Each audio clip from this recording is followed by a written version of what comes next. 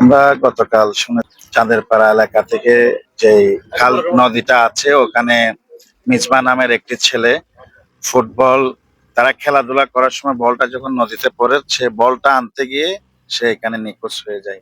নিখোঁজ হওয়ার পর থেকে আমাদের উপজেলা নির্বাহী কর্মকর্তা ইউনূস স্যারের নেতৃত্বে ফায়ার সার্ভিস এবং বিভিন্ন টিম আমাদের বিচকর্মীরা লাইফ গার্ডরা গতকাল রাতে এসেছিল।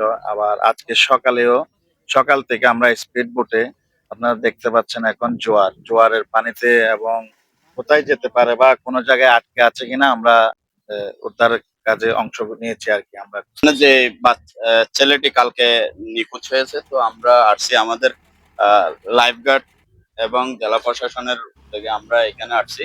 তো আমরা আসলে জোয়ার ভাটার উপরে ভিত্তি করে আসলে পেশেন্টটা কোথায় যেতে পারে আমরা এরকম জায়গা থেকে খুঁজতেছি। তার কারণ হচ্ছে এখন জোয়ার এবং যে সে যখন ডুবছিল তখন ভাটা ছিল। তো আমরা আসলে সেটা বিবেচনা করে খুঁজতেছি, কিন্তু এখানে চ্যালেঞ্জিং যেটা বিষয় হচ্ছে সেটা হচ্ছে এখানে প্রচুর পরিমাণে হ্যাজার্ড।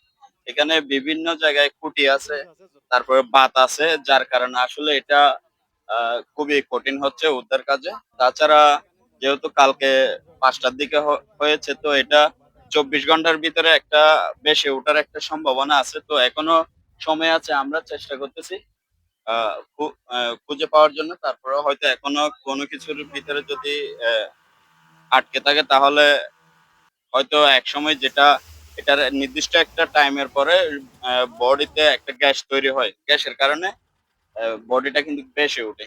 বেশি উঠলে হয়তো আমরা পেতে পারি। ওই বেশি ওঠার ভিতরে যদি আমরা আহ, এক জায়গায় খুঁজতে গিয়ে যদি অন্য জায়গায় সে বেশি উঠে, সেদিকে যদি অনেক সময় খোঁজা না হয় তাহলে এটা আবার ডাউন হয়ে যেতে পারে।